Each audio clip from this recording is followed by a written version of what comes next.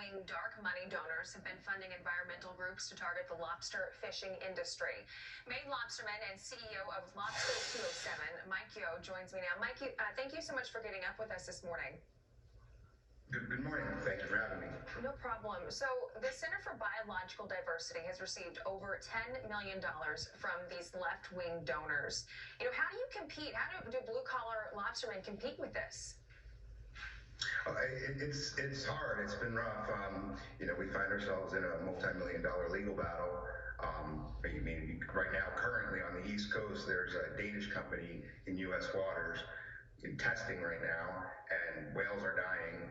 And we're being told by the media, believe them, they're not hurting the whales.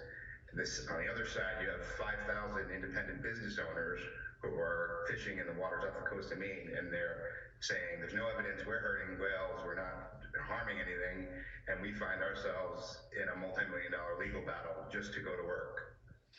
So has all of this, as far as the legal battles, has all of this been pretty recently happening?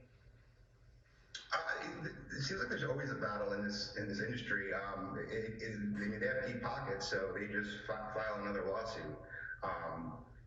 To get us out of the water, or change gear, or change how we fish in the state of Maine. To clarify, I'm not a lobsterman. I'm the CEO of a company owned by lobstermen. Yeah, but you know all about it, and you have a lot of workers that work for you in that aspect. Oh, absolutely. And to the point where we had to start the Sustainable Maine Fishing Foundation to, we spent $500,000 plus defending this, and 90% of that money came from fishermen. So these guys are going to work, making money, and paying, their own legal battle against people with deep pockets and their own agendas. It's very frustrating. When you talk to them, what do they say is the biggest struggle right now? Just like everybody else, fuel prices rise, bait prices rise, the cost of fishing is going up, and lobster's a happy food. People eat it when they're happy and they're joyful, and this country right now doesn't seem very happy and joyful. Therefore, the price seems to go down.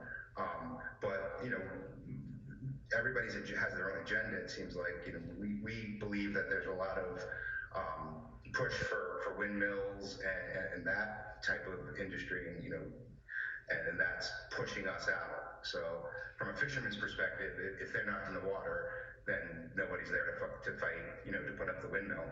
Do you think your business and your livelihood, do you think it's being pushed down by these regulations from, in part, a lot with the Biden administration?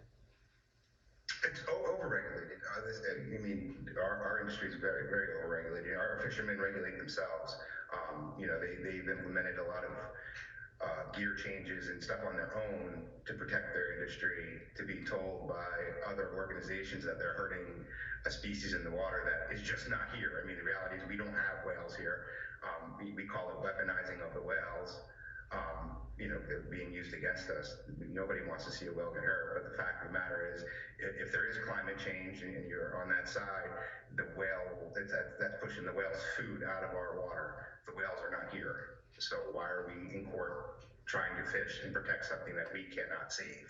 It's interesting you say that. To support local lobstermen, consider donating to the Sustainable Maine Fishing Foundation. Mike Yo, thank you for being with us this morning. We appreciate it.